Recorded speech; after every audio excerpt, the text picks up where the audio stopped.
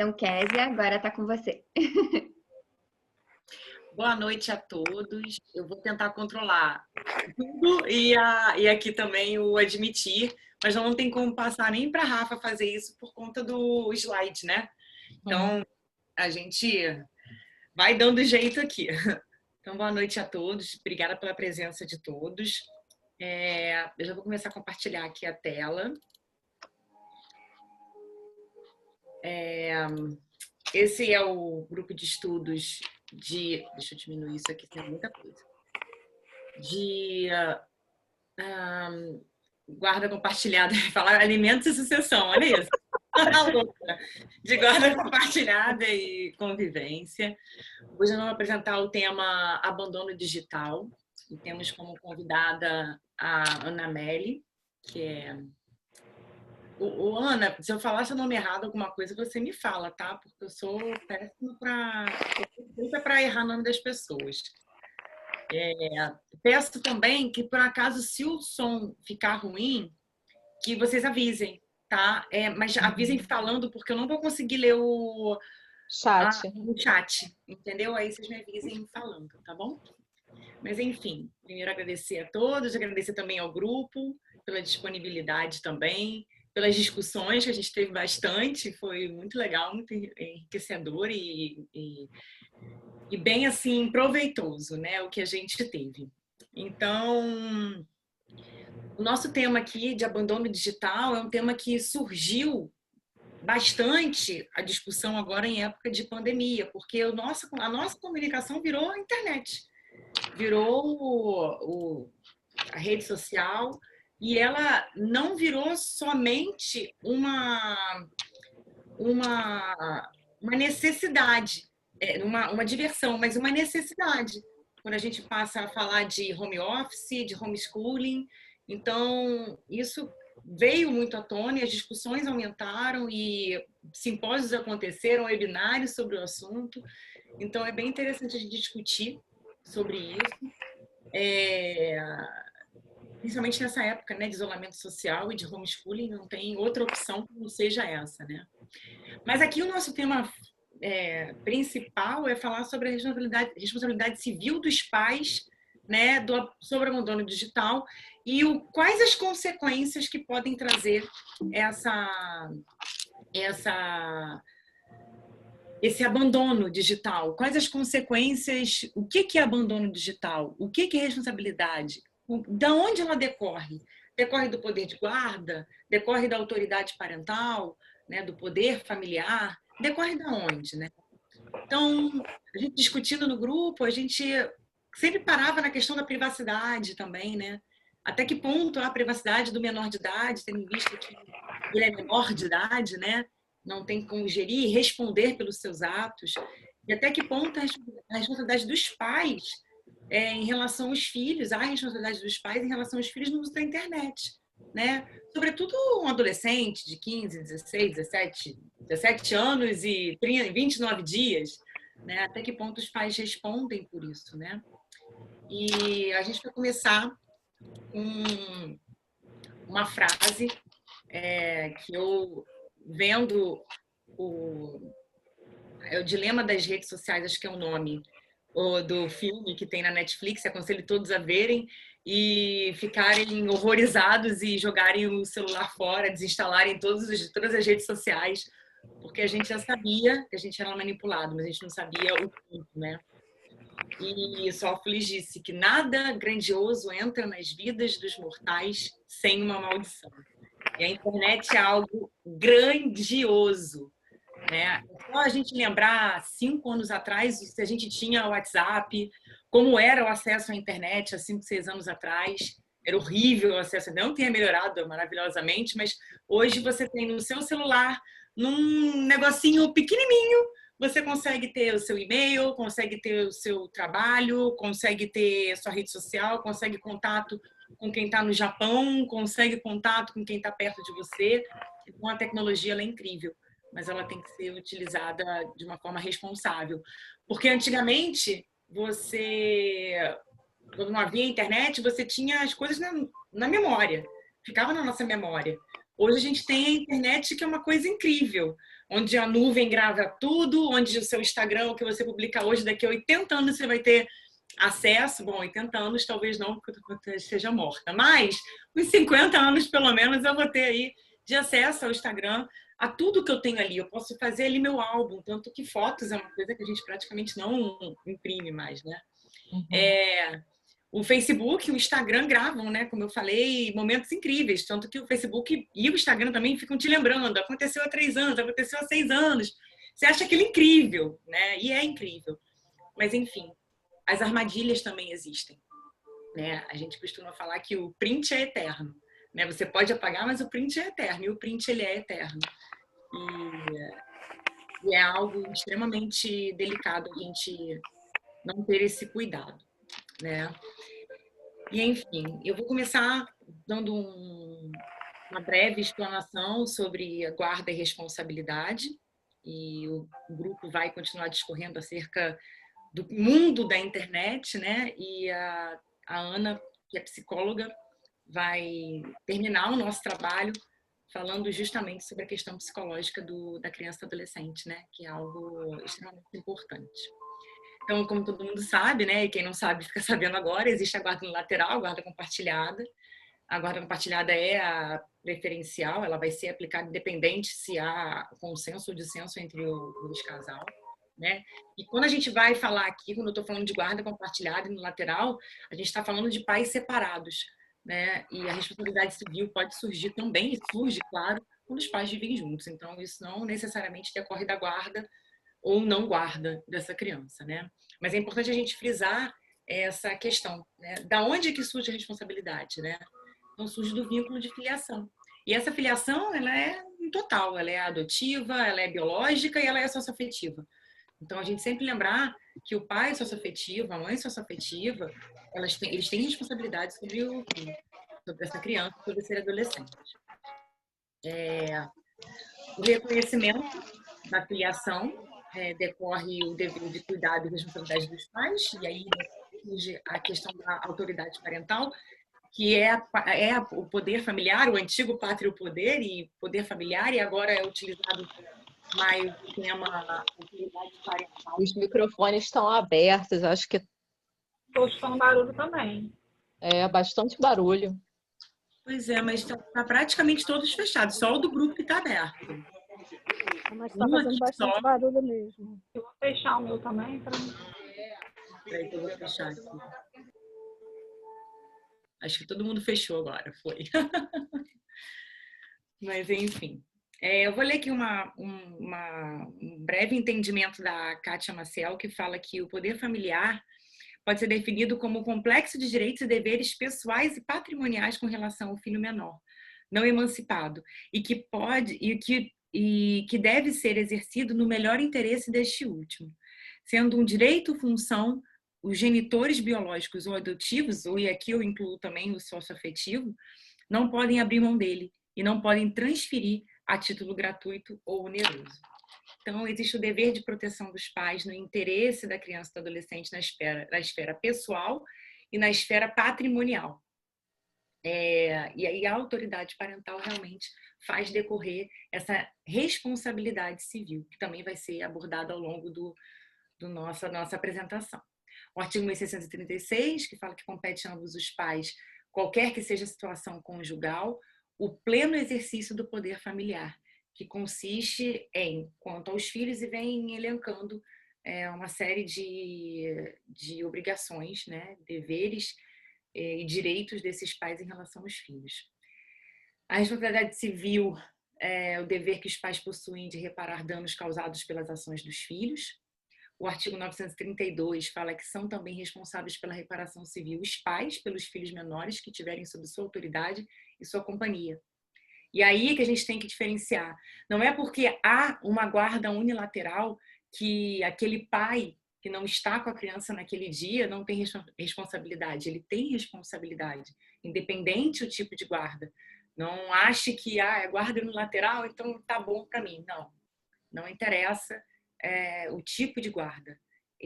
A responsabilidade civil decorre do poder parental, da autoridade parental.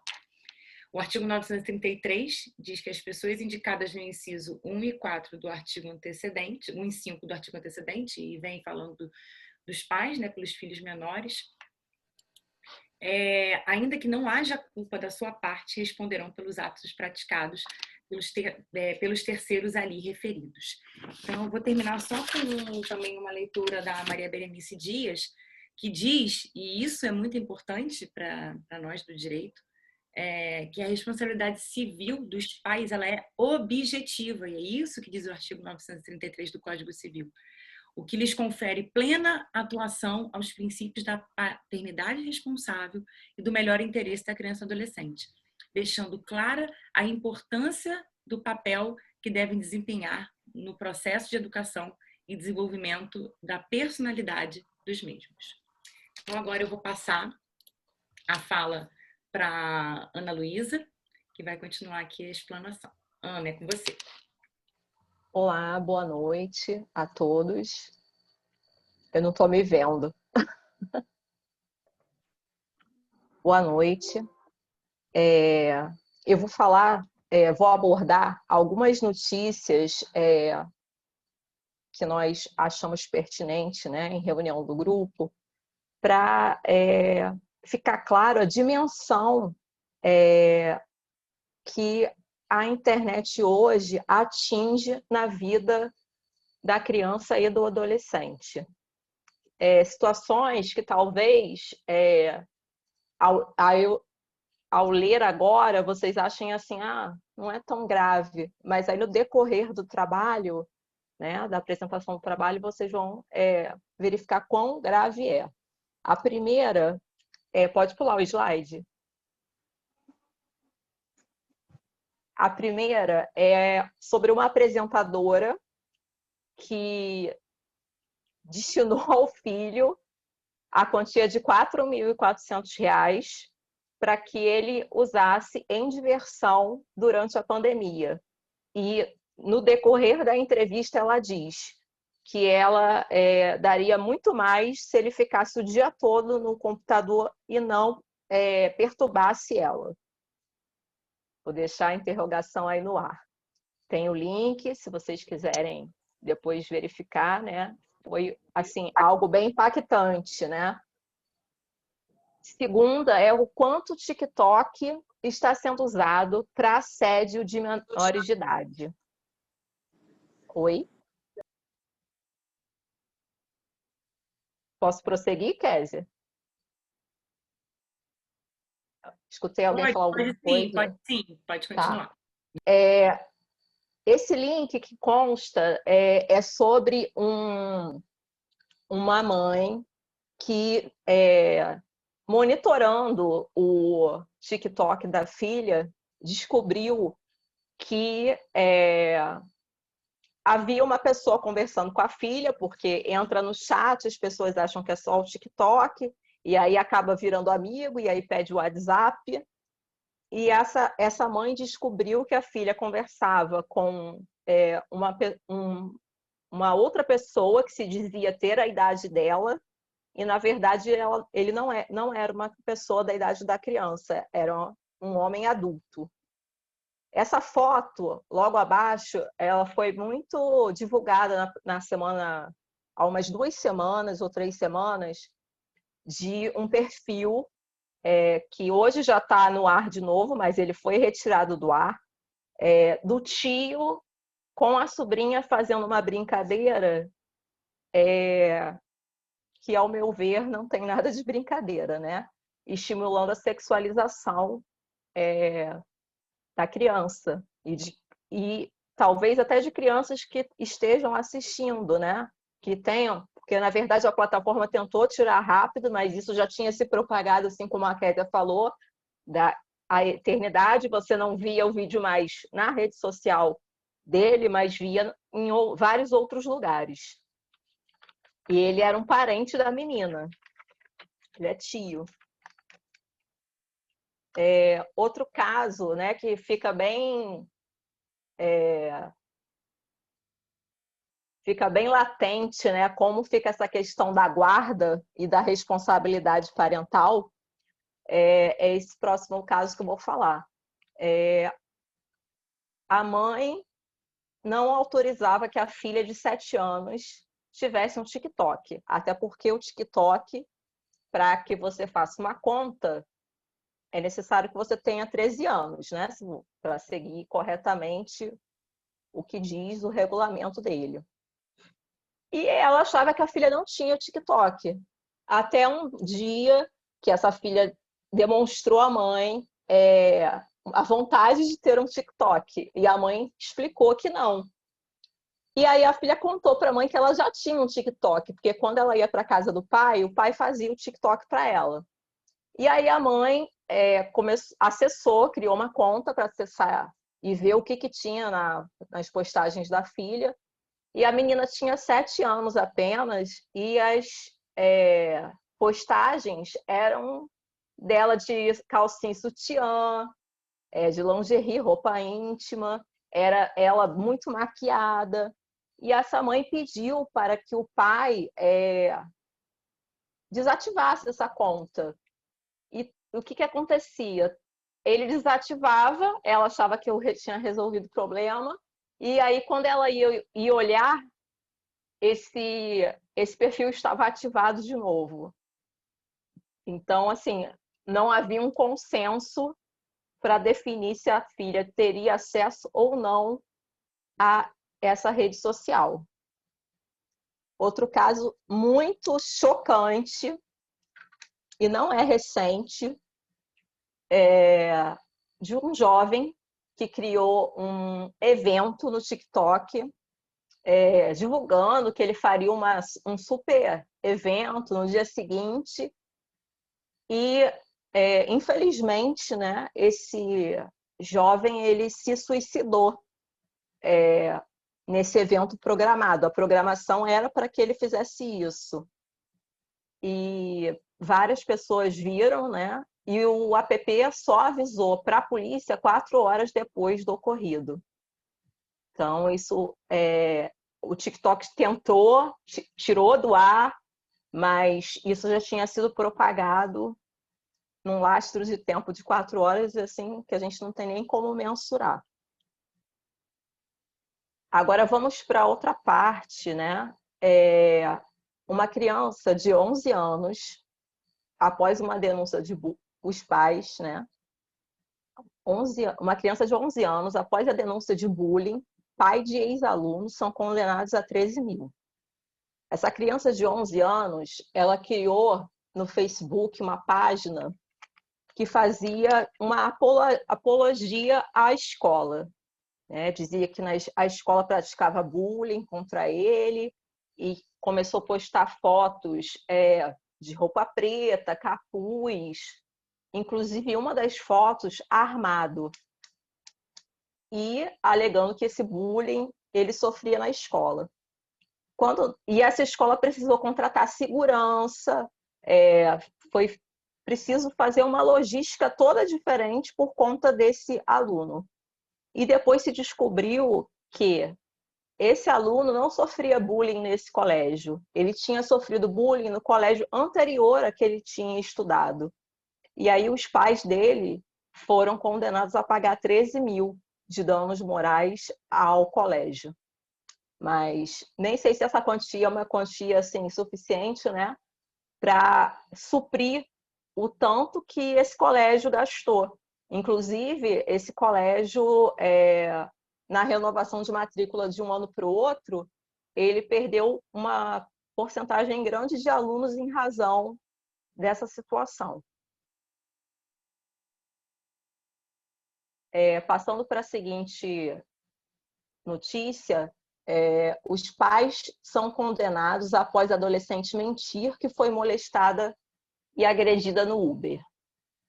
Essa menina ela foi proibida de sair de casa e ela saiu mesmo assim, à revelia dos pais. E aí, para minimizar a situação dela com os pais, ela mentiu e criou uma situação que circulou em várias redes sociais, dizendo que ela tinha sido molestada e agredida pelo motorista do Uber. E após todo um processo de investigação, processo civil e penal, foi verificado que não existia, que nunca existiu o ato, né, do motorista. E essa notícia foi propagada em vários jornais, amplamente nas redes sociais, e tornou a vida do motorista, assim, um caos. E após algum tempo, a menina informou, né, contou que, na verdade, ela tinha feito aquilo só para a situação dela com os pais, por ela não ter obedecido, ficar menos pior, entendeu? Então, ela inventou uma mentira com grau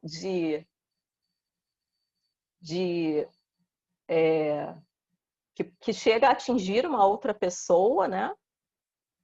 Agrediu, esse motorista foi investigado e por uma imprudência, um ato totalmente impensado de uma adolescente.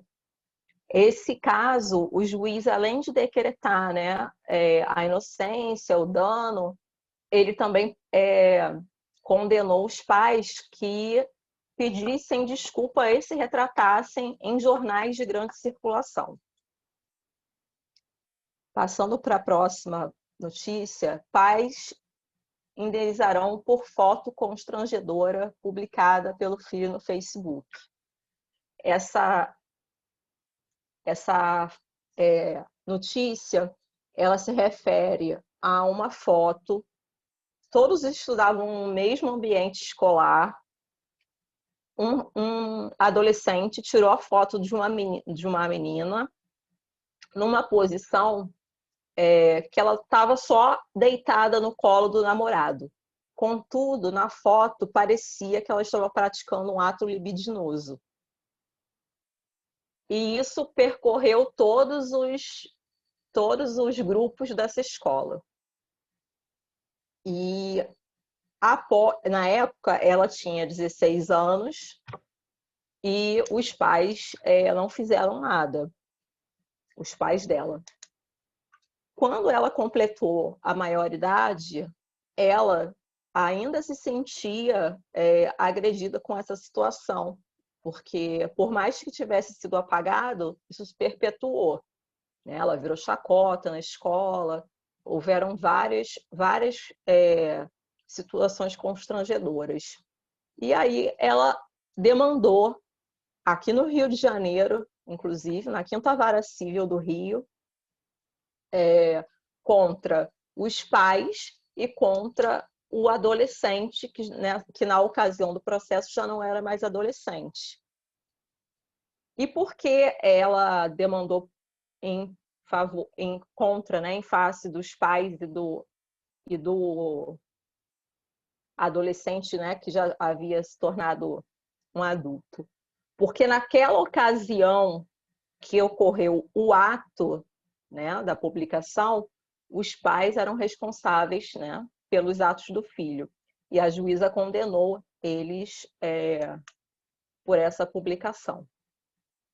Então, vou deixar essas notícias para a gente começar a refletir de como nós temos que monitorar o uso da internet para os nossos, né, filhos, sobrinhos, como nós, enquanto sociedade, podemos contribuir para essa questão, que a cada dia, e acho que na pandemia tem se tornado uma questão necessária, contudo muito séria. Eu vou passar a palavra agora para Débora. Oi, Ana, obrigada. Boa noite a todos. Vocês estão me ouvindo bem? Sim. Sim? Ok. Eu vou trazer aqui, para começar a fala, o conceito do abandono digital, né? O que é, de fato, o abandono digital. Claro que, de antemão, eu já digo que esse conceito é um conceito muito básico, né? Muito básico, né? Ainda não há uma explanação doutrinária, ainda não há jurisprudências a respeito desse tema, como a Kézia mencionou, a Ana, né, reafirmou. É um tema muito novo, né, agora que está sendo evidenciado, sendo debatido, sendo alertado, né, aos pais, aos responsáveis, sobre essa situação, né, principalmente nesse ano que estamos vivendo de pandemia, né, ano no qual a nossa liberdade foi, né, restrita, das crianças, dos adolescentes, escolas e tudo mais, de forma sempre online, né? Então, esse conceito, ele foi baseado numa pesquisa, né, do grupo inteiro, através da internet mesmo. É uma forma de negligência dos pais em relação à segurança no ambiente virtual dos seus filhos. Os pais têm o dever de cuidar, orientar, vigiar, principalmente, né, e educar dentro dessa nova realidade, as novas tecnologias, né? Essa geração agora e as próximas que virão, a tendência é que cada vez mais a tecnologia ganhe espaço, né?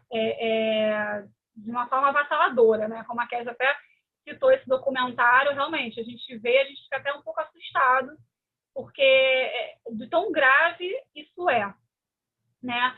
E a internet sem limite, sem controle, sem vigilância, principalmente para a criança e para os adolescentes, que são seres ainda em formação, né, tem uma vulnerabilidade muito alta, eles estão expostos o tempo todo, né? É uma chuva de informações 24 horas, né? Da hora que você acorda, da hora que você vai dormir, acesso à internet. Então, esse uso descontrolado faz com que essa vulnerabilidade fique cada vez maior, né? E abre espaço para os perigos e os riscos que estão à solta, né? É até curioso, porque já ouvi de mães, de pais, falar que assim, eu prefiro meu filho no computador o dia inteiro, no joguinho dele, em casa, porque está seguro, né? Porque não está na rua, porque não tem aquele risco de uma violência física na rua, mas ele não está seguro, né? Pelo contrário, talvez ele esteja até correndo mais riscos do que se ele estivesse ali embaixo brincando, jogando bola, enfim, como nós, né, quando éramos crianças, fazíamos, que nem sonhávamos em ter tablets, telefone, nada disso na nossa infância. Né? Há necessidade desse alerta para que haja maior vigilância, maior cuidado, né? Os pais, enfim, avós, tios, os responsáveis em si, né, pelo menor, tenham com relação a isso, né? Principalmente em jogos online, redes sociais, tem jogo online que adulto facilmente se passa por adolescente, facilmente se passa por criança, usa até a mesma linguagem de adolescente para poder se chegar, para poder ter uma rede de conexão melhor, né? Então, há essa necessidade dessa vigilância. E aí, a Lei 12.965 de 2014, que é conhecida como o Marco Civil da Internet, ela vem para isso, para garantir essa vigilância, esse cuidado, esse controle parental, né? Eu até destaquei no slide, que a Kézia colocou agora, 2 artigos que são, eu achei assim, claro que a lei inteira é de suma importância, obviamente, mas o artigo 7º, ele assegura, né, ele define os direitos, os deveres, né, os princípios que vão nortear esse direito digital, tanto para os entes públicos, os entes federativos, né, União, Estado, DF, municípios, enfim, como também para os provedores de acesso, né, as diretrizes que esses provedores têm para seguir. Tá tudo bem o áudio? Tem um barulhinho, tá? Mas também, principalmente, né, nesse nosso trabalho, o artigo que mais sobressai, que de fato é o mais importante aqui para nós, né, já que o nosso assunto é sobre abandono digital e envolve essa segurança dos pais com relação aos filhos, é o artigo 29. E esse artigo 29, ele dispõe que o usuário terá a opção de livre escolha na utilização de programa de computador em seu terminal para exercício do controle parental. Controle parental são as palavras-chave desse artigo, né? De conteúdo entendido por ele como impróprio a seus filhos menores. Princípios desta lei e do Estatuto da Criança e do Adolescente, né? Então, essa lei ela vem para isso, ela vem para nortear, para trazer um limite para essa internet, né, para esse uso descontrolado, e principalmente com relação aos pais, né, não só como os adolescentes, os filhos, né, como vítimas, mas também como autores de atos ilícitos, né, como a Ana bem mencionou, responsabilidade, indenização, enfim, tudo mais. E eu vou terminar essa fala deixando uma reflexão que eu achei muito coerente, muito assim impactante mesmo, né, da Patrícia Peck Pinheiro, uma advogada especialista em direito digital em São Paulo, e ela diz o seguinte: você deixaria o seu filho sozinho o dia todo sentado na calçada, sem saber com quem ele teria contato ou por quem ele seria abordado? Então, por que será que hoje há tantos jovens assim abandonados na calçada digital da internet?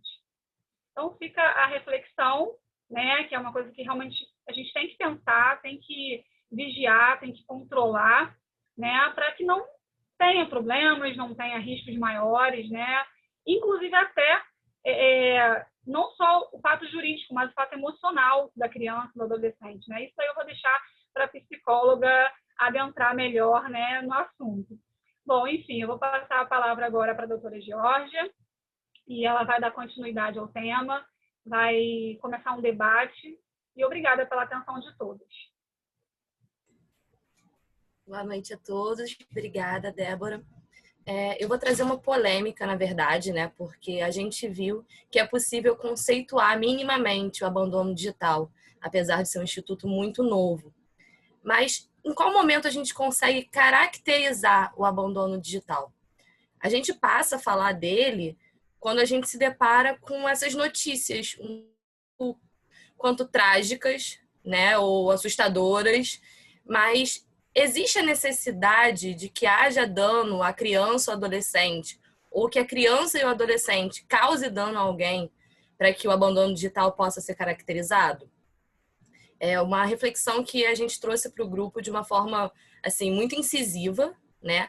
Porque a internet é um campo muito amplo e que a criança está vulnerável a diversas coisas que a gente sequer tem conhecimento. Mais à frente a gente vai falar um pouco sobre isso, né? Do controle parental de pais que não têm acesso à internet, que não têm conhecimento virtual necessário para controlar os atos dos filhos no ambiente virtual.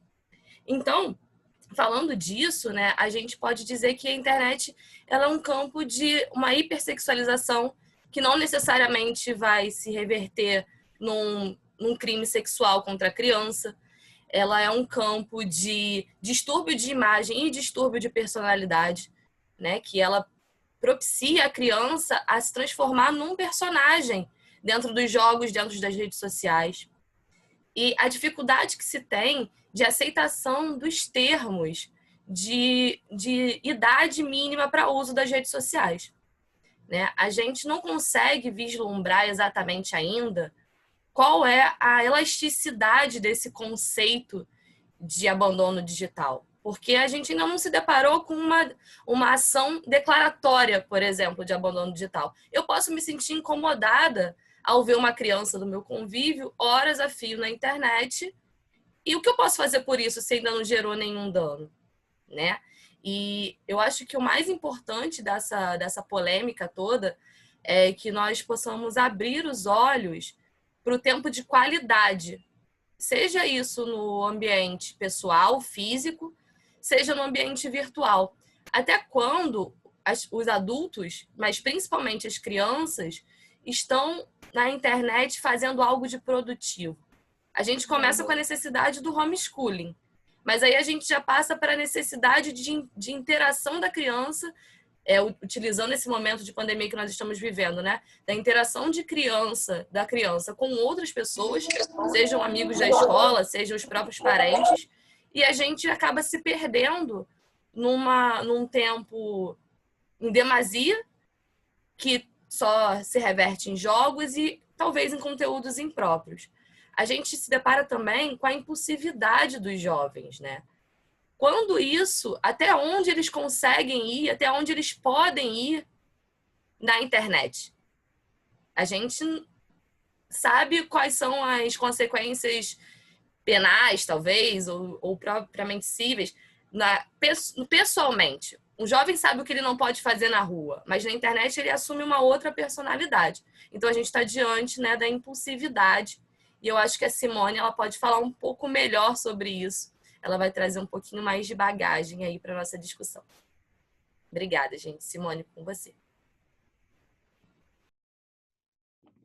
Boa noite.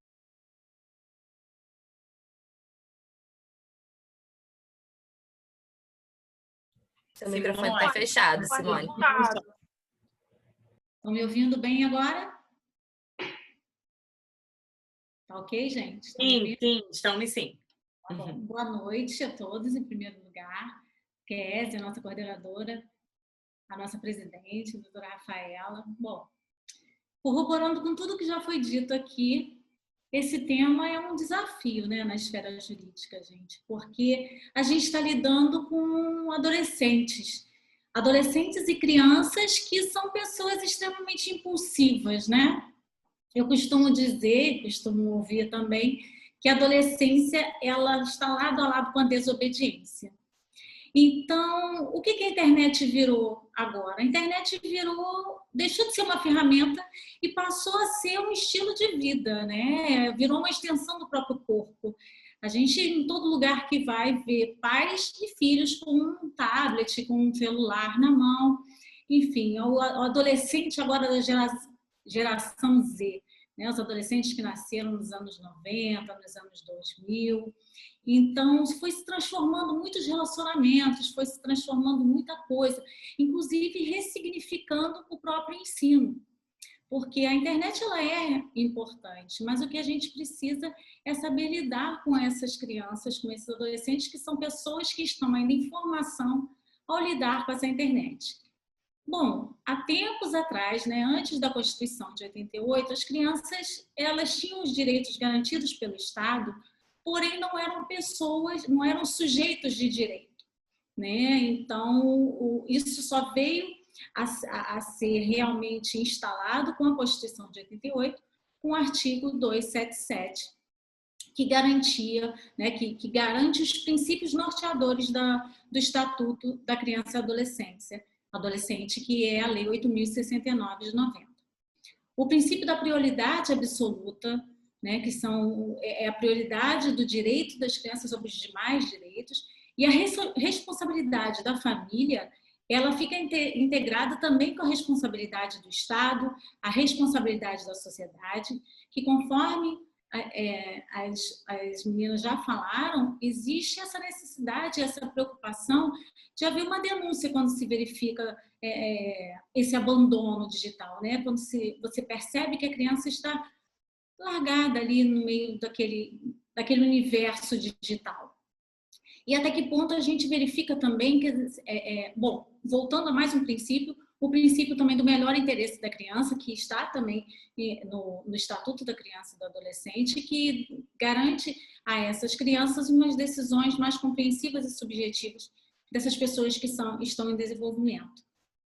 Bom, enfim, com essa responsabilização da sociedade, dos pais, da família, né, como um todo, vem também a responsabilidade, aqui é a maior, é da filiação. E essa responsabilidade, o que é? O dever de cuidado, que está instalado na Constituição Federal, no artigo 229, que os pais têm o dever de cuidar, de criar e de educar. É um dever inerente da sua condição de pai.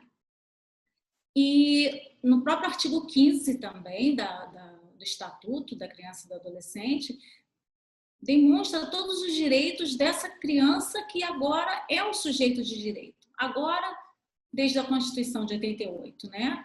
A liberdade, direito à dignidade, direito à convivência familiar, mas que eu vou falar mais adiante. E o dever do cuidado, o dever da proteção que essa família tem, que também está na Constituição Federal, no artigo 227, que é o direito da dignidade, o direito da convivência, a absoluta prioridade que essa criança deve ter sobre qualquer outro direito, sobre qualquer outra pessoa. Ou seja, os pais, eles têm o dever de cuidar, eles têm o dever de controlar, eles estão lidando com um ser humano que está em desenvolvimento, né? Em fase de mudanças, porque nós sabemos que eles são extremamente impulsivos, né? Conforme eu já disse, mas as suas necessidades precisam ser satisfeitas. E como que eles se sentem melhores? Eles se sentem melhores quando eles estão em estado de recreação, digamos assim, né? Quando eles estão com a dopamina, que a doutora Ana pode falar melhor do que eu, com muito mais propriedade, mas que eles precisam. Então, o que eles usam para ter todo esse prazer? Muitas vezes o eletrônico. E, em contraponto, os pais também acabam estimulando isso por uma questão de conforto, de chegar em casa cansado de um dia de trabalho e entregar um tablet, um celular nas mãos dessa criança. Porém, nós temos que pensar que, como são crianças, como são indivíduos que ainda estão em formação, esse dever de cuidado ele tem que ser muito bem observado. E de que forma isso deve acontecer? Uma escuta qualificada, né? Aquela escuta que você tem realmente intenção de ouvir, não de criticar.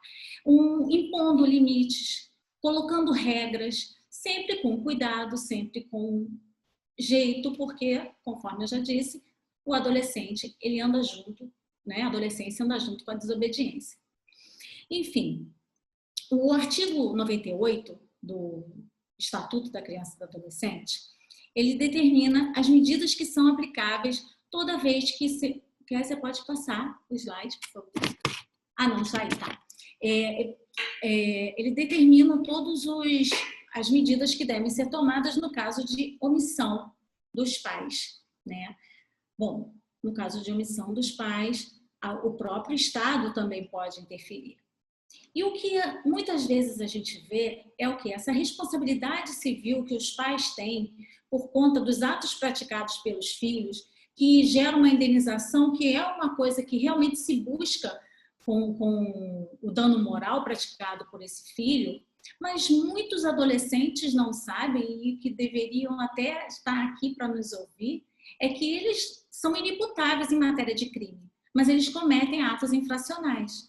Isso está no artigo 105 do ECA, inclusive, que o ato infracional praticado por criança, ele vai sofrer as medidas que estão no artigo 101 do próprio ECA. Medidas estas que não são taxativas, ou seja, é um rol exemplificativo do que pode acontecer. E conforme a gente vê que as crianças elas estão nesse ambiente virtual e não imaginam o que isso pode trazer para o ambiente real.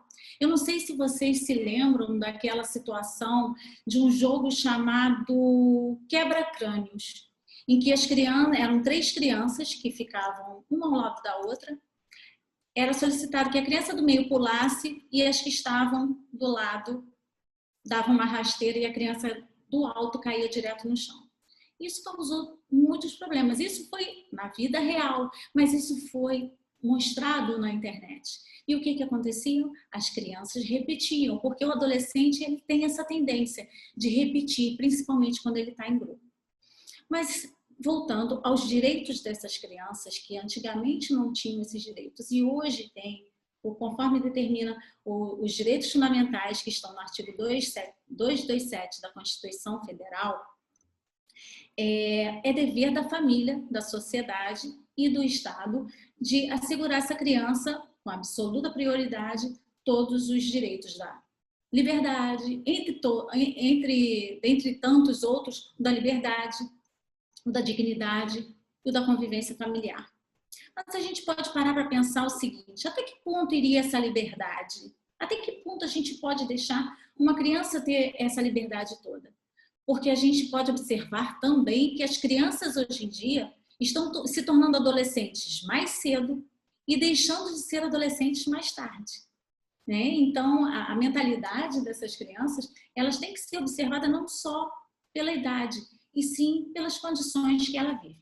Então, essa liberdade, ela deve ser dada aos poucos, a autonomia, ela deve ser dada aos poucos. O monitoramento, ele deve existir, por conta, inclusive, desses atos infracionais que eles podem causar. Não só o ato da responsabilidade civil dos pais, que tem ali o poder parental, mas os atos deles próprios. A dignidade que é um fundamento da liberdade, né? Pois eles não estão preparados para receber, muitas vezes na internet, críticas negativas, né? Eles não estão preparados. Eles estão preparados para juntos, muitas vezes, cometerem atos infracionais, conforme esse que eu acabei de dizer. Mas eles não estão preparados para ouvir uma crítica. Conforme foi dito, eles não estão preparados para dizerem que não estão de acordo com um padrão, talvez de beleza, talvez de senso comum. Eles não estão preparados para isso. E a própria convivência familiar. Eles têm direito a essa convivência.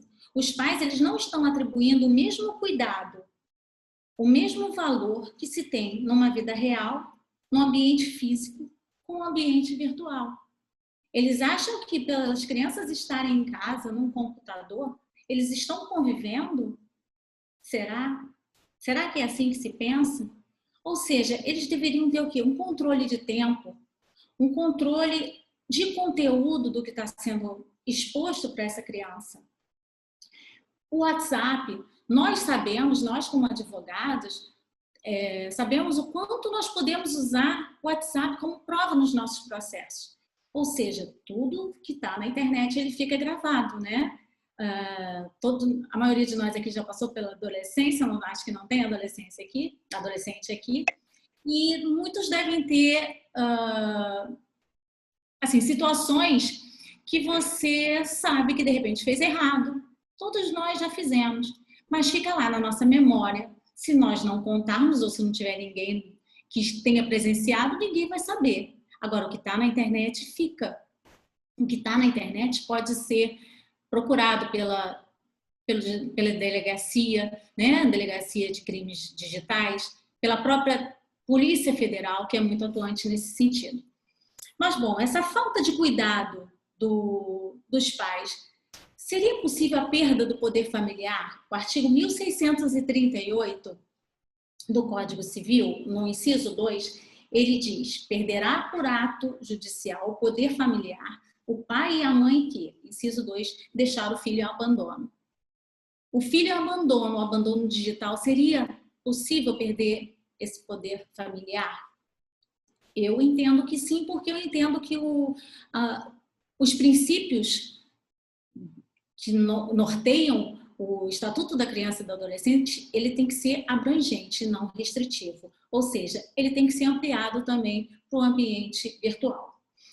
E esse abandono digital, conforme a Ana, inclusive, falou de um caso da jurisprudência em que a menina se sentiu ultrajada de alguma forma e entrou em face dos pais com uma ação de indenização, isso pode ocorrer até 3 anos após a maioridade. Ou seja, os pais, quando colocam muitas fotos, muitas vezes, dessa criança, desse adolescente, nos sites, nas redes sociais, de forma aleatória, eles podem ser responsabilizados também. Agora, para não me estender demais, eu queria só fazer um contraponto entre o cuidado e a proteção. O dever de cuidado, ele tem que existir por conta da família, né? O dever de cuidado, ele tem que ser... ele é exercido de forma a dar uma direção. Porque a habilidade que o adolescente tem hoje em dia com a internet é inversamente proporcional à mentalidade que ele tem das situações de perigo que ele pode se ver aí pela frente.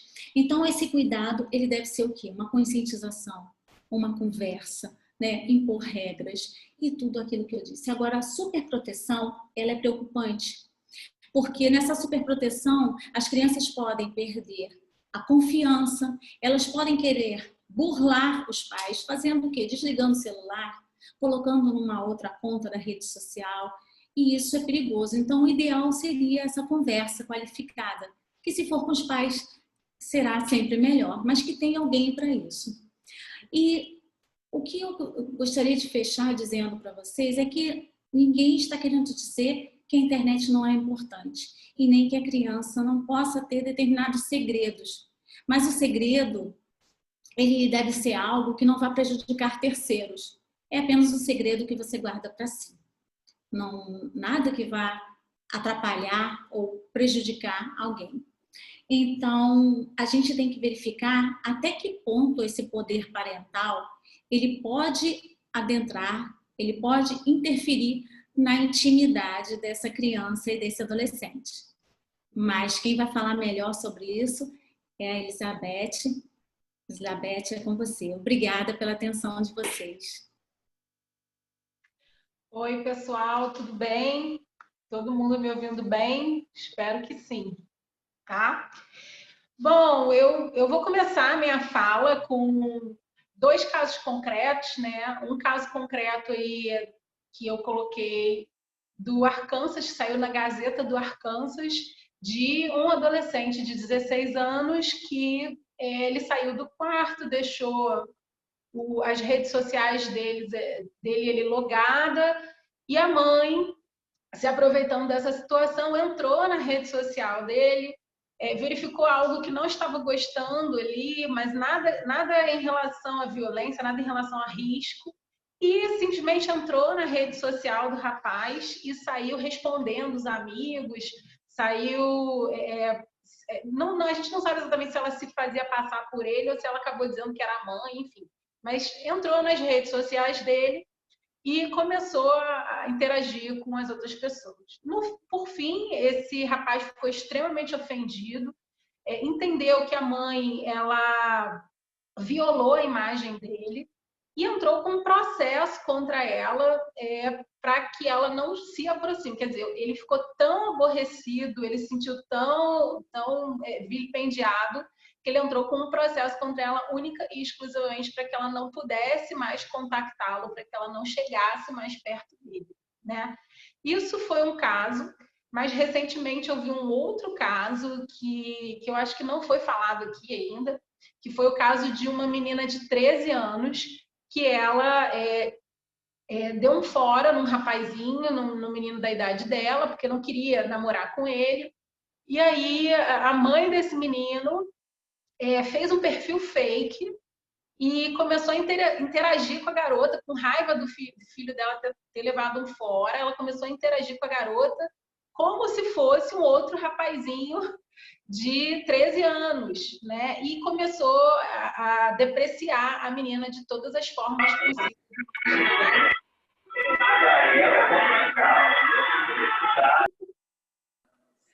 Enfim, voltando. Tanto que ela começou a depreciar essa menina ao ponto de que essa menina se suicidou com 13 anos de idade. Ela veio a se suicidar por conta aí do que estava sendo feito, o que a mãe teria falado. E depois se descobriu que, na verdade, não era um outro rapaz da idade dela, e sim a mãe do menininho que ela tinha dado fora. Quer dizer, a situação é muito séria, né? A situação ultrapassa muitos limites. Essa questão do controle parental, daquele controle que os pais têm o dever e o cuidado de exercer, e a privacidade, né, desses adolescentes. O direito à intimidade está pautado na nossa Constituição, no artigo 5º, inciso 10, né, onde fala que são invioláveis a intimidade, a vida privada, a honra, a imagem, assegurado aí o direito de indenização, né?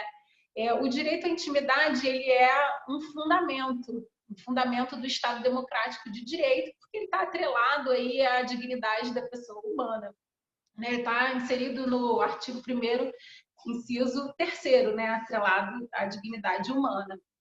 Enfim, o conceito de privacidade ele acabou mudando, modificando com toda essa questão de globalização, internet. Então, antigamente, quando nós éramos acadêmicos do direito, nós tínhamos lá aquele conceito do Warren Brady, que escreveram o The Right to Privacy, né, em 1890, que eles diziam que o direito à privacidade é aquele famoso direito de estar só, né? The right to be left alone, enfim. E agora o Stefano Rodotà, diante da globalização e todas essas questões, ele fez uma nova conceituação desse direito, estabelecendo que o direito à privacidade seria hoje o direito de autodeterminação informativa, né? Ou seja, é o seu direito de controlar os seus dados, aquilo que vai ser mostrado sobre você, aquilo que vai ser apresentado para outras pessoas a seu respeito, né? De saber para quem você vai mandar, o que vai ser mandado, o que não vai ser mandado. Então, esse foi o novo conceito aí do Stefano Rodotà, dizendo que a autodeterminação é o direito de você construir a própria esfera particular. E aí a gente chega na questão da intimidade das crianças e dos adolescentes. Será que eles têm direito à intimidade? Né? Criança tem direito à intimidade? E, enfim. Então, na realidade, através da Convenção aí das Nações Unidas sobre o Direito da Criança, e aí cabe um pequeno parêntese, porque algumas pessoas podem pensar, mas é direito só da criança, cadê o adolescente? Na Convenção, eles estabelecem, no artigo 1º, que crianças são todos aqueles abaixo de 18 anos. É uma classificação diferente, distinta aí do Estatuto da Criança e do Adolescente, onde a gente tem que crianças são indivíduos de até 12 anos incompletos e que os adolescentes seriam aqueles de 12 a 18 anos, né? De 12 anos completos a 18. Então, essa é a questão. A Convenção, ela estabelece aí criança e adolescente como quase a mesma coisa, né? Então, na Convenção, ficou estabelecido logo no preâmbulo, logo no início, que as crianças são titulares de direitos, né? São pessoas de direitos. Então, a gente chega à conclusão que elas também têm direito à privacidade. Inclusive, diz, né, na Convenção, em muitos momentos, que elas têm os mesmos direitos que os adultos. Então, elas têm, sim, direito à privacidade, mas aí vem aquela questão, mas elas têm direito à privacidade, então eu não posso controlar, eu não posso ler o que o meu filho faz, ou com quem ele fala. Claro que sim, claro que as pessoas, os pais, todos nós temos o direito, e não só o direito, mas o dever de controlar, que ficou estampado aí, como bem a Débora falou, no artigo 29, né, da Lei do Marco Civil da Internet, nos deu o direito de, inclusive, fazer um controle parental, incluir um software de controle parental aí no tablet ou no dispositivo eletrônico usado pelos nossos filhos. Mas quando a gente faz isso, a gente chega numa outra dicotomia. A gente não só vai saber sobre a intimidade do nosso filho, quando a gente lê todas as conversas que ele tem, mas a gente também vai saber da intimidade do interlocutor da conversa, né? A gente, muito provavelmente, pode ser que a mãe da amiguinha da sua filha ou do seu filho vai saber antes de você que, de repente, a sua filha perdeu a virgindade, porque ela pode não falar para você, fala com um coleguinha, a outra mãe tem um controle parental e acaba sabendo antes de você de certos segredos do seu filho. E aí, até que ponto é possível, né, a gente dizer que há uma intimidade? Então, eu entendo que o limite da intimidade ele está pautado na proporcionalidade e na transparência, né? Na transparência, quando a gente informa para os adolescentes e para as crianças que eles estão sendo monitorados. Não é uma coisa de surpresa. Você vai lá, coloca, não fala nada para ver o que está acontecendo. Você avisa. Tem uma relação de transparência, né? Olha, a mamãe vai monitorar, o papai vai monitorar, e então você já está sabendo que a gente está observando e tal, mas para a sua segurança. Enfim. A questão da proporcionalidade, ela está pautada em 2 pilares, né? Ela está pautada na questão da intervenção. Esses 2 primeiros casos concretos, né, que eu estabeleci, que eu falei, eles têm 2 peculiaridades. Eles demonstram que os pais eles entraram demais, né, na esfera de intimidade dessas crianças, porque eles não pautaram o controle que eles estavam fazendo na doutrina da proteção integral.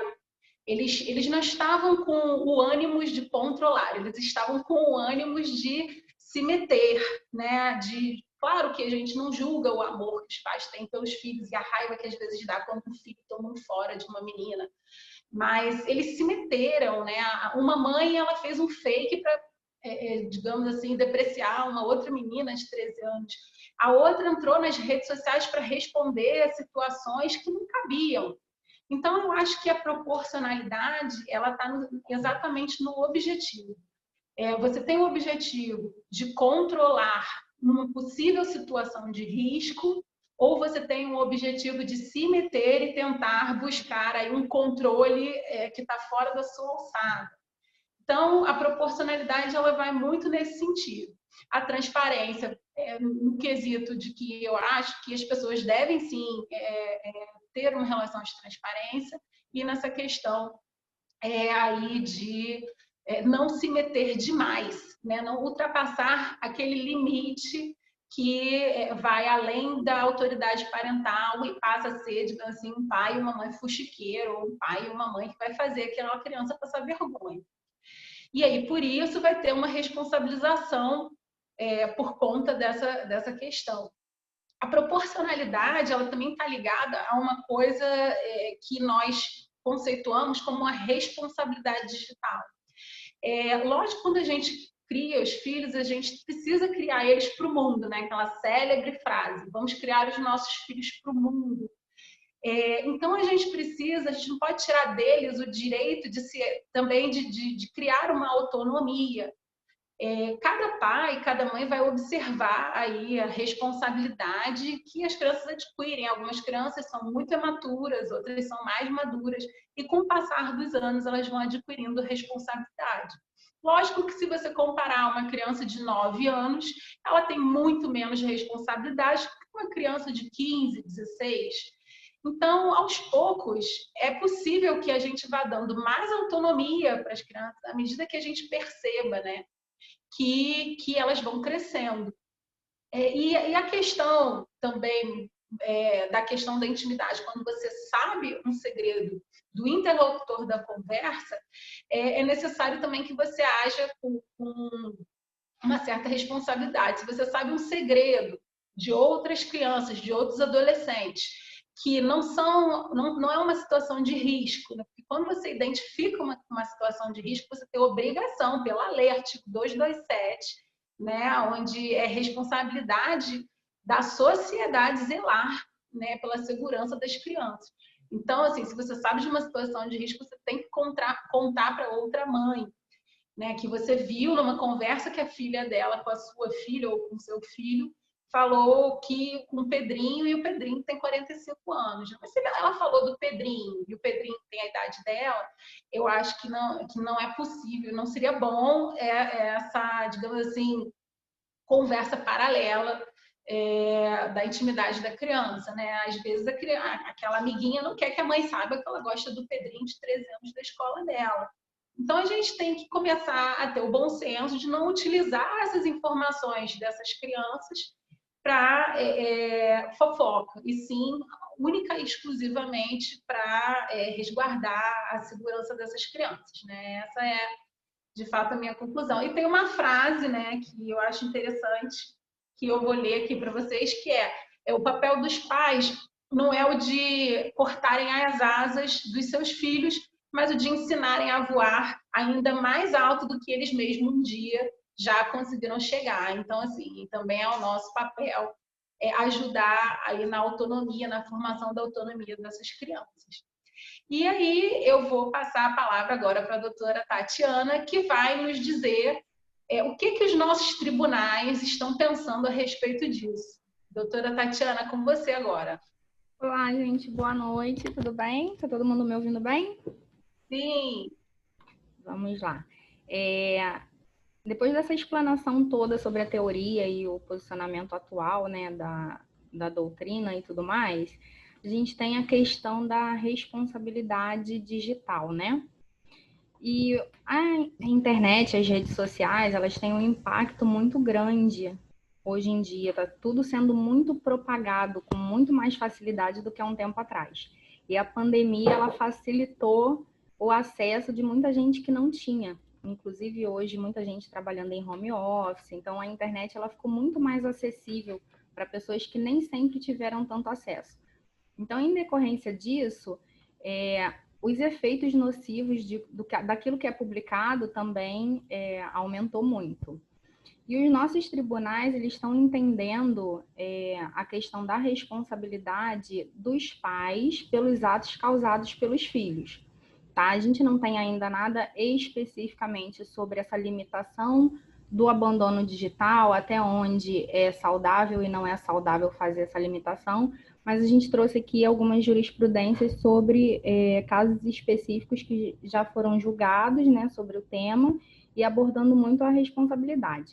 O primeiro caso, os pais eles respondem aqui pelos atos causados pelo filho, tá? Em questão de publicação de internet. Nesse caso aqui específico, o filho era um menor púbere, ou seja, uma criança que tinha mais de 16 anos, mas ainda assim o tribunal, até o STJ, foi no julgamento de um recurso especial, ele entendeu que os pais eles respondem solidariamente, independente do filho ser um menor púbere.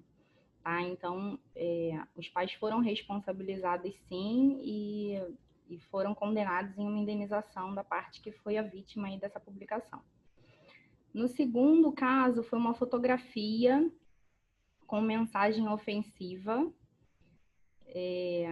A responsabilidade primária nesse caso aqui foi dos pais, porque o filho era menor, tá? E eles alegam muito aqui a questão da culpa em vigilando, ou seja, eles abordam muito a questão da responsabilidade dos pais em sempre ter vigilância sobre o acesso dos filhos à internet.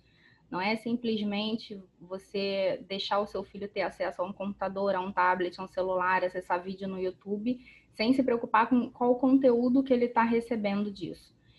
Ou, mais ainda, no caso de crianças que já sabem fazer postagem, que hoje em dia as crianças fazem isso com muita facilidade, né? O meu filho tem 5 anos, ele já cria Instagram, já posta, já faz tudo.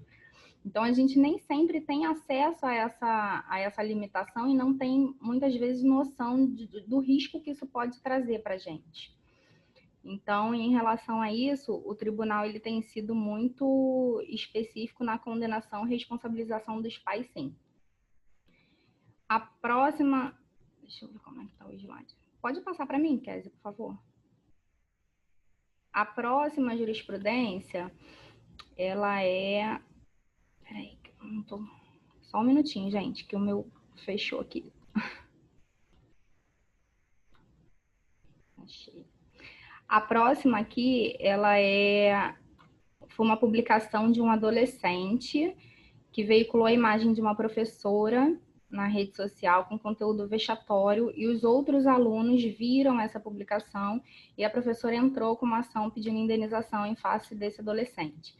Tá? Aqui também foi condenado, os pais foram condenados também, responsabilidade solidária, é o entendimento dominante aqui do nosso tribunal.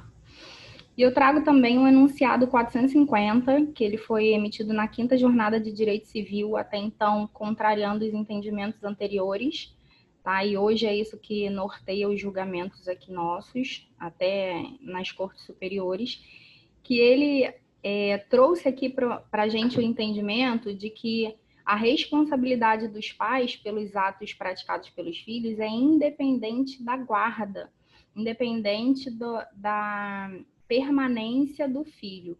Ou seja, se o filho está com o pai e não está com a mãe, no caso de pais separados, ainda que ele publique alguma coisa, no momento em que ele convive com o pai, a mãe também é solidariamente responsável, porque o dever de guarda é de ambos, não é de um só. O dever de guarda e de vigilância, ele não tem a ver com o dever de permanência física. Então, a responsabilidade ela é extensiva ao outro pai ou a mãe, se for o caso, independente de estarem ali fisicamente no momento da conduta danosa.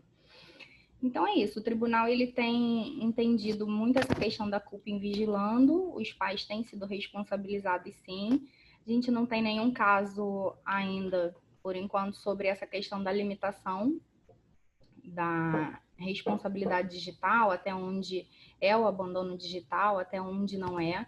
E realmente a gente tem só essa questão de responsabilidade mesmo dos pais, que já está pacificado. Tá, eu devolvo agora para a Kézia. para ela fazer a passagem aí. Obrigada, Tatiana. Nada. Essa imagem a gente escolheu ontem no grupo e foi uma imagem que chocou todos nós. Mas engraçado que choca, mas eu não sei nem bem por que choca, porque é uma coisa já tão corriqueira. Eu moro num prédio que o prédio ao lado tem uma quadra. E eu fico muito feliz quando... Na piscina não, que me irrita um pouco gritaria, que não precisa gritar. Mas na quadra aqui ao lado, eu acho o máximo, porque eles se divertem como eu me divertia na minha infância. Claro que a ilusão nossa que achar que as crianças vão se divertir da forma como a gente se divertia na nossa infância. Elas têm muito mais informação, muito mais tecnologia, né? Mas essa imagem, ela choca, porque é tão divertido ouvir o pessoal aqui brincando de jogar bola e eles rindo e gargalhando. E o clique, clique, clique, ele só faz o barulho do celular. As pessoas não interagem. A gente mesmo, às vezes, fica um pouco off quando está no celular. Então, que crianças, que jovens, que adultos a gente está querendo criar, né? Porque essas pessoas vão crescer, essas crianças vão crescer, elas vão ser adultas. E será que elas vão saber se relacionar quando não estão no celular?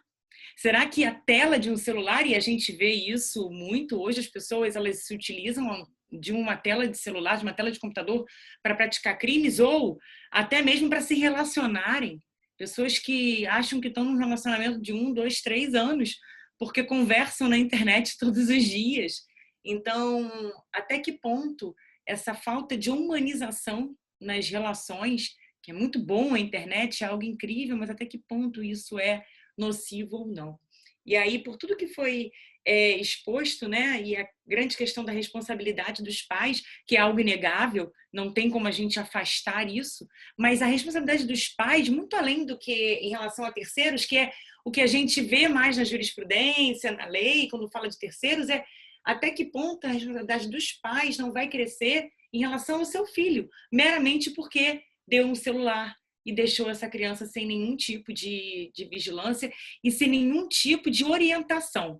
E foi o que a gente também falou aqui o tempo todo. A orientação não é negar, não é proibir, não adianta você achar que o seu filho vai crescer, ai, meu filho, ele vai só brincar com um joguinho que eu fizer de caixa de sapato. Não vai, porque ele está convivendo com crianças que têm também a tecnologia. Então, esse é o ponto que a gente queria chegar para que a nossa convidada, que é a doutora Ana, que é psicóloga, ela aborde com a gente. Que limites têm que ser colocados? Essa impulsividade da criança e adolescente, ela pode ser de uma forma controlada? A criança tem direito à intimidade? O adolescente tem direito à intimidade? Até que ponto vai essa intimidade? E pior, as consequências disso. Até onde é bom, onde é nocivo, onde não é? Quais as consequências dessa criança e adolescente que amanhã vão ser adultos? Então, quais as consequências psicológicas nesse uso excessivo das redes sociais e da internet, dos aplicativos, e enfim.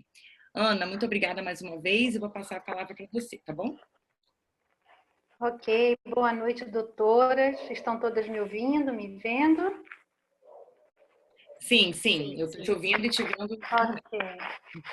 Muito obrigada pela oportunidade. Ao iniciar a minha fala, como eu não tenho slides, eu gostaria de dizer as fontes da onde eu trago o estudo de hoje. A fonte do documentário, que já foi citado, O Dilema das Redes, na Netflix. O livro de Jaron Lanier, Os 10 argumentos para você deletar agora suas redes sociais. E o livro da Tânia Queiroz, que eu vou mostrar, acho que aparece, vocês estão vendo? Educar uma lição de amor, como criar filhos em um mundo sem valores. E à medida que eu também for trazendo falas, né, como percentuais, estudos, eu vou falando o nome desses profissionais também. Tá? Eu vou iniciar a fala. A minha introdução, ela vem com uma frase de um professor de estatística, também design gráfico, e de Economia Política na Universidade de Yale. O nome dele é Eduardo Tufte. E ele diz que existem apenas duas indústrias que chamam os seus clientes de usuários: a de drogas e a de software. Já aí já vemos, né, como o tema ele é chocante. Essas redes, essas mídias sociais, elas têm 3 objetivos principais. Essas companhias, elas têm o objetivo de o engajamento para aumentar o seu uso e te manter navegando. O segundo, o de crescimento para que você sempre convide amigos e os faça convidar outros amigos. E o terceiro, e o objetivo também de publicidade, para garantir que, enquanto tudo acontece, estejamos sempre lucrando o máximo possível com os anúncios. Esses objetivos, eles são colocados em práticas por algoritmos, cujo trabalho é descobrir o que te mostrar para te manter, né, esses números cada vez mais aumentando. Então, assim, esses profissionais, eles se perguntaram, né, como podemos então usar tudo o que sabemos sobre psicologia para poder persuadir essas pessoas, né, e transformar essa tecnologia.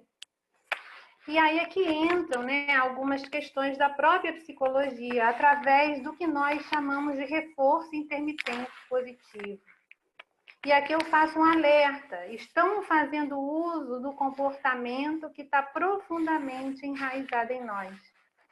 Nós passamos a ser como ratinhos em laboratórios, ao qual nós poderíamos dar o nome de experimento de contágio em larga escala.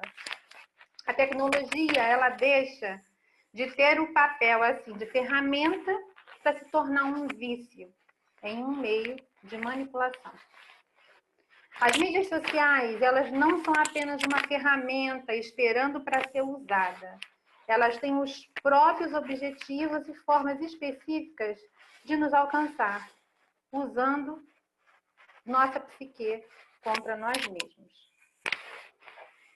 O produto é agradativa, é sutil, é imperceptível, é muito leve. Essa mudança no nosso comportamento, na nossa percepção. O propósito de, entre aspas, ganhar dinheiro às custas de mudar o que você é, o que você faz e o que você pensa. Aí sim, nós temos um grande dilema existencial. Alguém quer falar alguma coisa sobre essa introdução? Eu estou ansiosa para ver o que você vai falar sobre essa introdução, porque essa fala, né, que fala dos usuários, né, também me chocou muito quando eu li. É muito chocante você ouvir isso, né? E não tem nada de errado a rede social. E até nesse documentário é dito isso, né? Não tem nada de errado você utilizar da internet e redes sociais. O grande problema é o uso excessivo e o uso indiscriminado e você viver colado no telefone, né? O que isso pode causar, essa alienação. As pessoas andam, e eu me incluo nisso, porque às vezes eu estou na rua andando e digitando, e eu compro produtos para facilitar a minha vida de uso das redes sociais, e, enfim, a rede social que eu mais uso é o WhatsApp, né? Então, como é sério, né? E como é complicado ouvir isso e impacta um pouco, sim. Então, vamos retomar. Eu agora vou trazer uma visão da diretora médica da Escola de Medicina da Universidade de Stanford, a doutora Anna Lembeck. Ela diz que a questão é a seguinte: temos uma necessidade biológica básica de nos conectar com as outras pessoas, e isso afeta diretamente a liberação de dopamina. Essa questão, né, que está no nosso cérebro ligada à recompensa. Milhões de anos de evolução estão por detrás desse sistema que faz nos reunirmos e vivermos essa questão de comunidade, encontrar parceiros e propagar a nossa espécie. Então, não há dúvidas de que um sistema como o das mídias sociais, que otimiza essa conexão entre as pessoas, tenha potencial viciante. Um outro alerta. É muito importante conversarmos com os nossos filhos, nossos sobrinhos, com nossas crianças e jovens, sobre o equilíbrio entre dor e prazer, sobre esse déficit de dopamina, sobre o risco do vício. Perguntar para eles: você tem noção de quanto tempo você fica numa mídia social? Muito recente, eu estava conversando com uma adolescente e eu fiz essa pergunta para ela na clínica e ela me disse bem baixinho assim: 13 horas. Eu falei: 3 horas? Ela disse: não, 13 horas. Alguém quer falar alguma coisa até aqui? Posso seguir? Ana, vamos lá. Agora, só atenta o seu fonezinho que você está falando, acho que está na sua roupa. Acho que assim melhora. Acho, não sei, porque eu também. Aí eu tenho. Esse melhorou. Melhorou. Então tá. Obrigada. Obrigada a vocês. Vamos lá. Vamos falar um pouquinho agora da questão da autoestima e do senso de identidade. Esses produtos tecnológicos, eles não foram criados por especialistas em psicologia infantil que queriam proteger essas crianças. Eles foram criados para gerar algoritmos que são ótimos em recomendar outro vídeo, outro clique, tirar uma foto com filtro e etc. Não é só o fato de estar controlando a forma como passam o tempo dele, mas o fato que essas mídias sociais, elas começam a influenciar cada vez mais profundamente e assumir o controle da autoestima e do senso de identidade de todos nós, inclusive, não só das crianças e dos jovens. Então, somos todos recompensados por acenos, por curtidas, por corações, por emojis, né? E acabamos confundindo tudo isso com um valor pessoal e com uma realidade que não é real. Quando, na verdade, isso não passa de uma frágil popularidade passageira e te deixa ainda cada vez mais vazio como você se sentia antes. Eu posso seguir? Alguém quer falar alguma coisa? Então, vou seguir. Eu vou trazer agora alguns percentuais, estudos, tá? Esse estudo foi feito pelo Dr. PhD Jonathan Hardt, na Psicologia Social, School of Business, chamada Stern. Ele diz o seguinte: houve um aumento gigantesco na depressão e na ansiedade em adolescentes americanos, começando entre os anos de 2011 e 2013. Temos mais de 100 mil garotas adolescentes que são internadas todos os anos porque se cortaram ou tentaram se machucar. Esse número se mantinha estável até por volta de 2010 e 2011, então começou a subir. Aumentou 62% a incidência em adolescentes mais velhas, as internações por autoflagelo não fatal. No caso das pré-adolescentes, foi de 189%, quase o triplo. O mais assustador é que o suicídio também segue o mesmo padrão. Entre adolescentes, entre 15 e 19 anos, teve aumento de 70% comparado à primeira década do século. Entre os pré-adolescentes, que têm taxas bem mais baixas, aumentou 151%. E esse padrão aumenta para as mídias sociais. Agora, as coisas que eu irei trazer para a gente também pensar, elas vêm do livro da Tânia de Queiroz.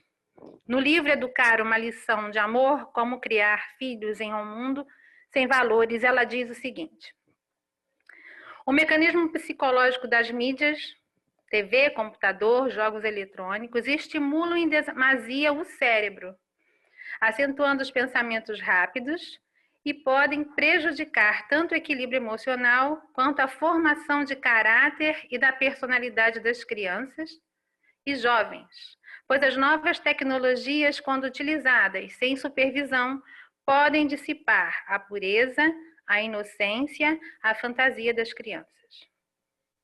Como as crianças aprendem por imitação, elas reproduzem o comportamento daqueles que as cercam, as imagens que as inspiram. As crianças e jovens que passam muito tempo na frente da tela do computador acabam deixando de lado os relacionamentos com seus familiares e amigos, que são reais, aumentando a individualização, o isolamento social e até mesmo os casos de obesidade. O excesso de uso pode atrapalhar no rendimento escolar, no hábito, nos estudos, na leitura e na realização das tarefas escolares.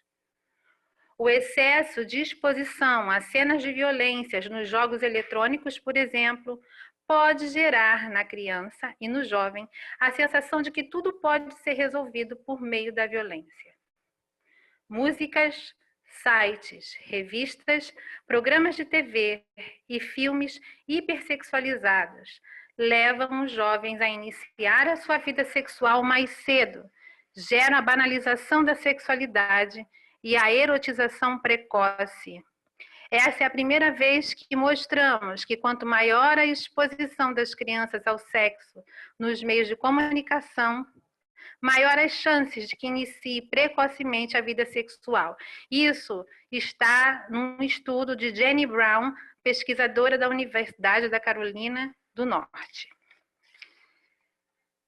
Alguém quer falar alguma coisa ou posso seguir? Então, assim, né?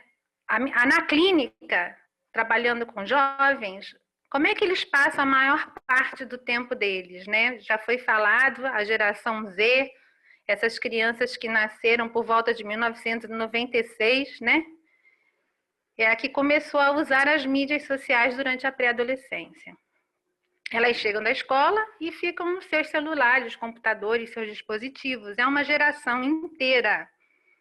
A mais ansiosa, a mais frágil, a mais deprimida. Eles se sentem muito menos confortáveis ao se arriscarem. É uma mudança real em uma geração. Em cada caso desse que a gente falou, né, de internação hospitalar, é preciso lembrar que a gente tem uma família traumatizada e chocada. Conclusões. Eu acho que nenhum pai ou mãe ia dizer assim, né?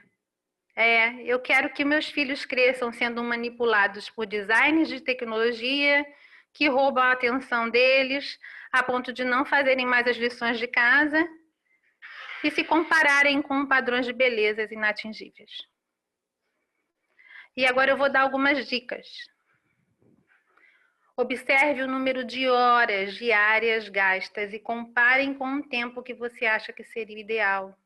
Conversa e decide com o teu filho uma quantidade de tempo. Pergunta para ele quantas horas por dia você quer passar no teu dispositivo.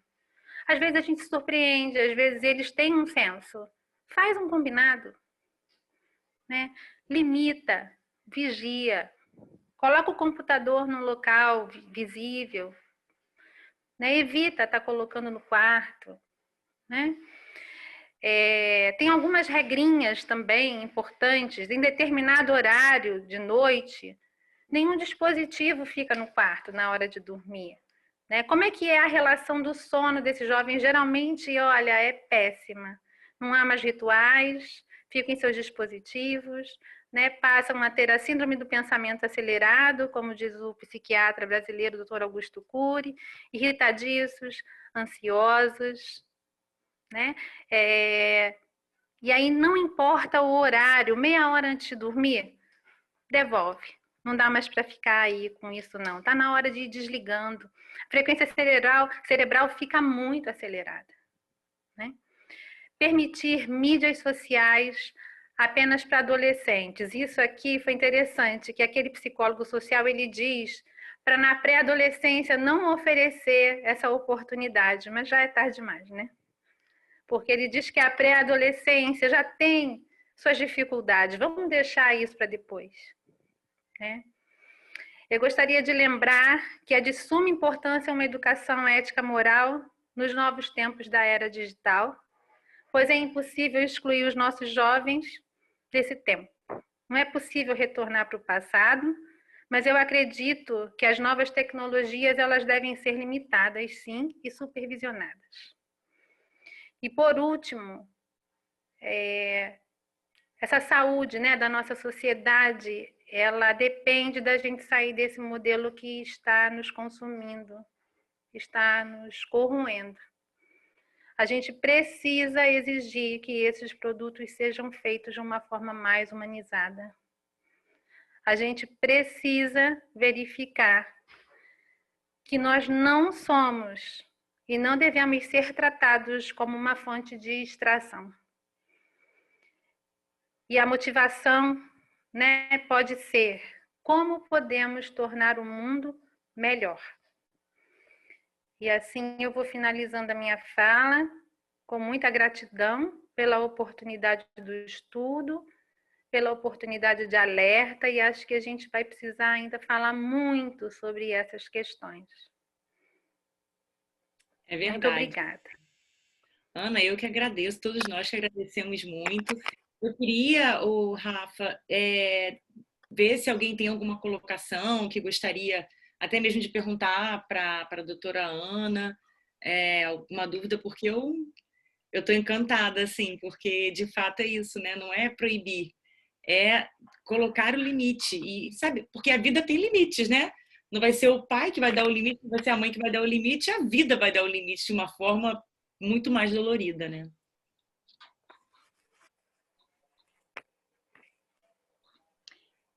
Oi, meninas, posso dar uma palavrinha? Sim. Estou aqui com a Depois eu câmera posso também desligada. dar uma palavrinha? Tive um pequeno probleminha aqui. O que acontece? Ouvindo aí a doutora Ana Amélie, né, eu achei incrível a colocação que ela fez em relação a que a gente precisa exigir que essas tecnologias sejam, de fato, feitas de uma forma mais humanizada, né? Se você for ver a TV, ela tem várias regras, né? Inclusive a participação de menores em programas televisivos, ela exige autorização, né?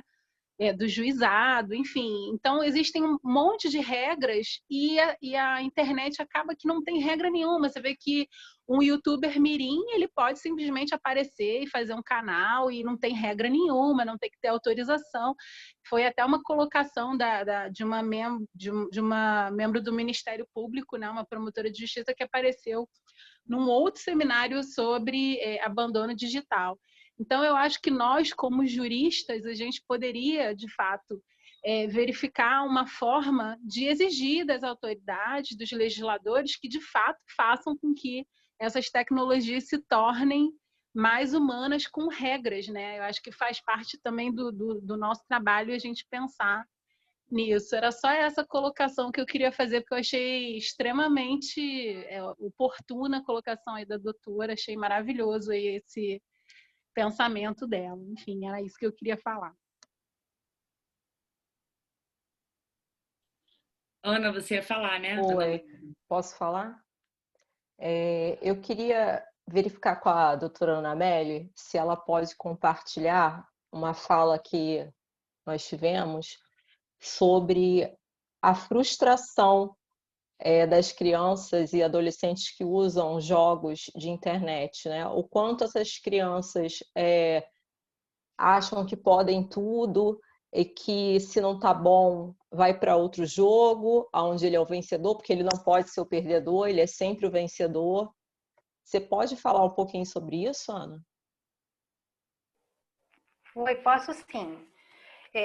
Não estou dotada de nenhum estudo aqui nesse momento para falar, né, com toda a fidedignidade que a gente merece, mas já nós vemos, né, na nossa sociedade hoje a falta de compromisso, né, de muitos nos relacionamentos como se tudo fosse descartável, né? E as relações humanas, elas não são um copinho de plástico que a gente joga fora. Aliás, hoje em dia até a gente adota um copinho às vezes por dia, né? Numa ação para a gente não estar aí, para já estar colaborando, inclusive, com a questão ecológica, né? Então, assim, dá uma falsa sensação para essas crianças, né? De que se eu não consigo aqui, então eu vou jogar outro joguinho. Então, se aqui está difícil, eu vou... Então, também temos um problema, né, dito pelas próprias adolescentes aqui na clínica, que às vezes a comunicação ela é muito violenta, né? O complexo que às vezes a pessoa tem de inferioridade e que ela tem necessidade de machucar o outro ali naquela relação, né, com muitos palavrões e etc, né? Eu não sei se eu respondi, Ana, mas a gente vai ter adultos aí cada vez mais, assim, às vezes se colocando, como diz no próprio documentário, né? Menos habilidades para ir fazer uma autoescola ou para ter uma saída de um relacionamento romântico. Ana, né? Isso também interfere nesse amadurecimento tardio dos nossos adolescentes. Assim, parece que cada vez os jovens, né, a gente tinha como uma idade para adolescente até 16 anos, e hoje a gente vê jovens de 20 e poucos anos ainda agindo como adolescentes. Você acha que isso pode ser uma interferência também da... E só complementando o que você falou, Ana, se existe a adolescência tardia, vai até mais tarde, se existe a entrada na adolescência mais prematuramente, a sexualização de forma mais prematura, ou isso é só uma impressão que a gente tem porque eu dançava pau que nasce torto nunca assim direita, eu não sabia nem o que era isso, tá? Mas hoje em dia, com certeza, meu filho de 3 anos de idade deve saber o que é isso, entendeu? Então, não sei se tem essa coisa prematura do crescimento e se existe essa longevidade numa posição de jovem ou adolescente além do tempo necessário.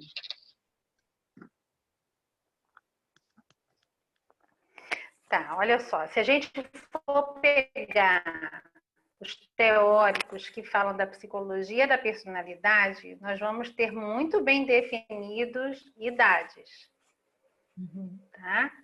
Então, a adolescência, ela vai fechar por volta dos 18 anos, né? 21 anos no máximo. Mas o que a gente percebe que tem acontecido, né? Muitos de nós, não são só as crianças e adolescentes, não temos compatibilidade com a nossa idade cronológica, com a nossa idade emocional. E aí, assim, eu não posso conseguir falar mais sobre isso, porque teríamos que estar trazendo estudos de casos mesmo, né? Mas a gente, hoje mesmo vocês trouxeram aí, né, atitudes de mães, de pais, que você fica assim pensando, né? Que idade emocional tem esse ser humano para ter tido essa capacidade de usar a maldade que ele já tem, no sentido, né, de experiência, para fazer isso com uma criança de 13 anos, como foi falado no caso da mãezinha aí que estava indignada. E é bom lembrar uma frase de Bert Hellinger que diz: os indignados são capazes de fazer coisas mais, para a gente também ficar atento no nosso processo de autoconhecimento. Tá? Então, será que eu respondi, gente? Sim. Sim, muito. The chat vai até... Agora,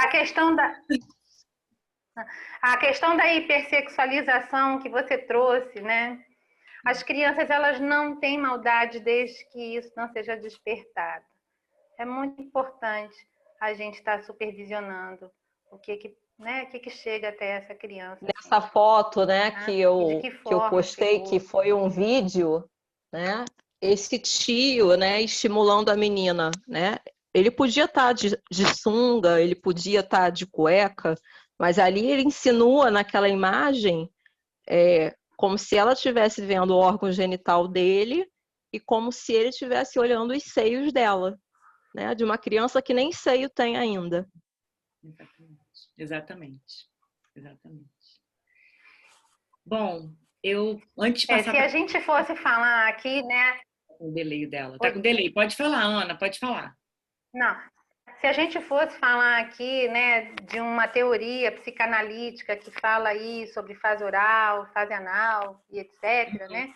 A gente ia dizer que uma criança depois que passou pelo processo de erotizar, né, todos os pontos que a libido passou e ela chegasse mais ou menos por volta dos seus 6, 7 anos, ela fica assexualizada, né? Ou pelo menos o foco vai ser muito a questão de aprender a ler, escrever. A escola, para isso, só eclodir por volta dos 11 anos, 12 anos de idade.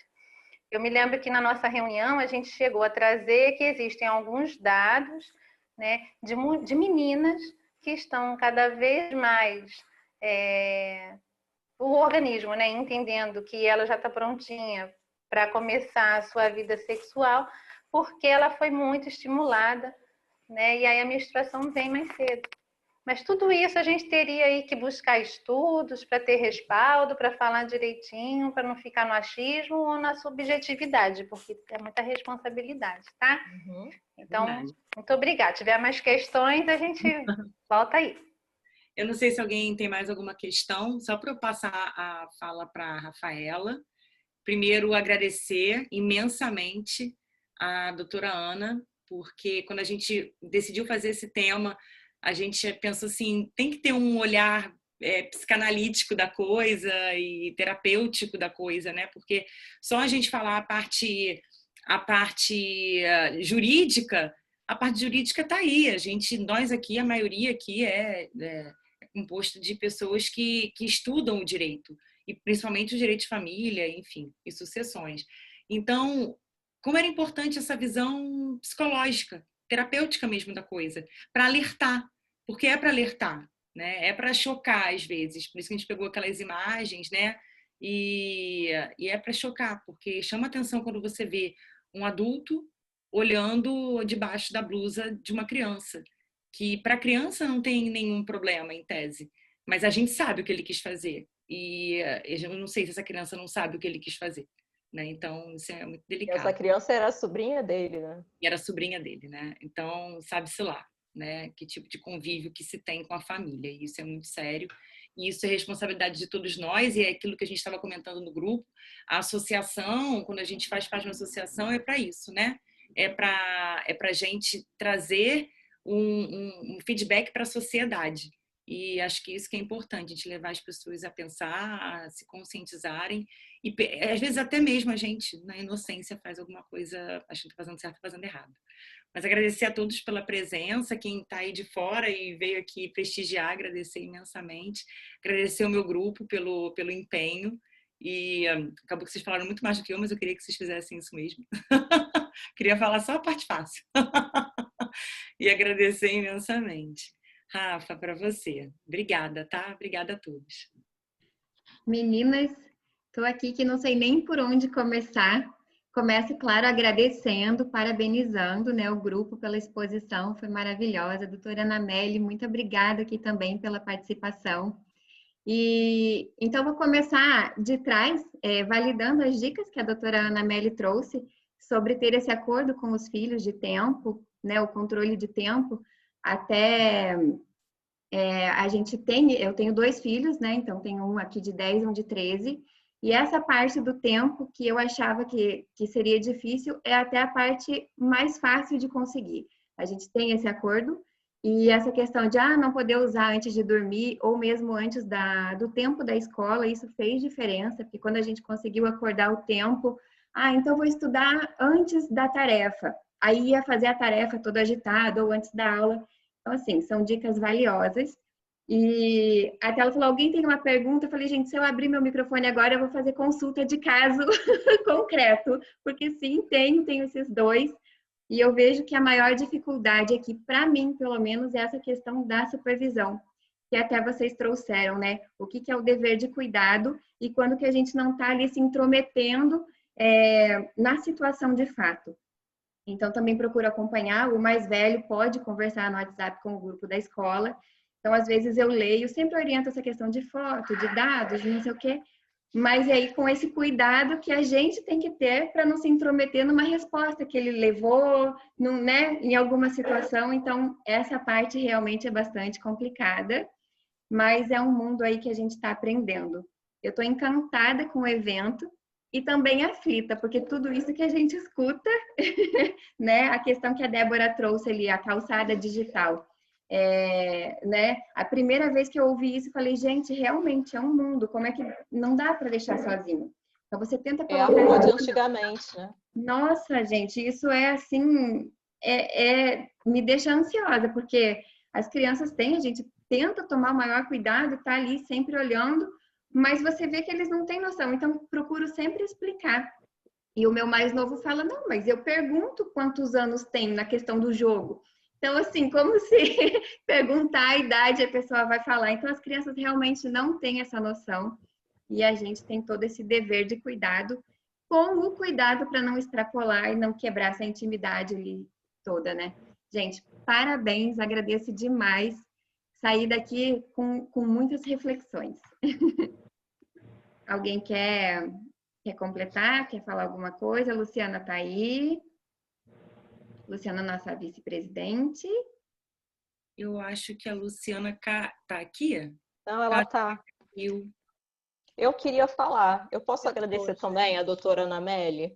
Claro. Porque ela faz um trabalho em conjunto comigo. Eu tenho ela como uma parceira no meu escritório.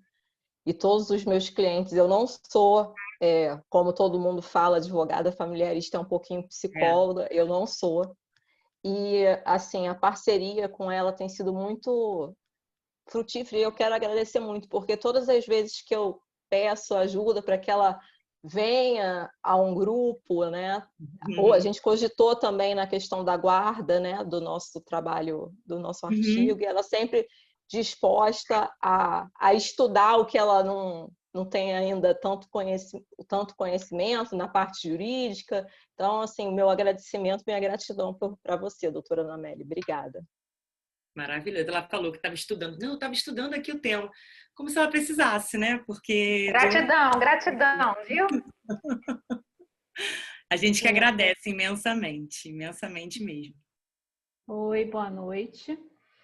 Então, eu também quero agradecer a presença da doutora Anamélia, parabenizar o grupo pelo trabalho, foi excelente a explanação, né? E como a Rafaela falou, abre, né, um campo de visão que a gente tinha noção, mas parece que a gente mergulhou um pouquinho mais, né? Aprofundou mais, parece não, a gente aprofundou mais e sai daqui com bastante reflexões, né? Eu sou mãe de adolescente, a gente conversa sobre isso, né? O acesso à internet, WhatsApp, TikTok e entre outras redes sociais que eles usam, e a gente fica bem preocupada, né? E está sempre alertando. Cuidado com a foto do amigo que você vai postar. Se você vai postar uma foto do grupo e tem um amigo numa, né, posição constrangedora, ou numa situação constrangedora, evita. Né? Os vídeos que vocês fazem brincando, isso tudo a gente alerta. Mas com tudo que a gente ouviu aqui, a gente realmente fica um pouco mais preocupado, né? E passa a refletir um pouco mais. Parabéns ao grupo, foi excelente, assim, as informações, o conteúdo que vocês apresentaram. Obrigada. Rafa, com você. Então, você. Agradeço. Esse evento, então, a gente conseguiu gravar, depois vai ficar disponibilizado lá no YouTube. Agradeço aqui todo mundo, além do grupo, a doutora Anamélia, todo mundo que participou, quem veio de fora da comissão. E acompanhem, a gente tem outro evento para acontecer agora em novembro. E aí também já estão todos pré-convidados.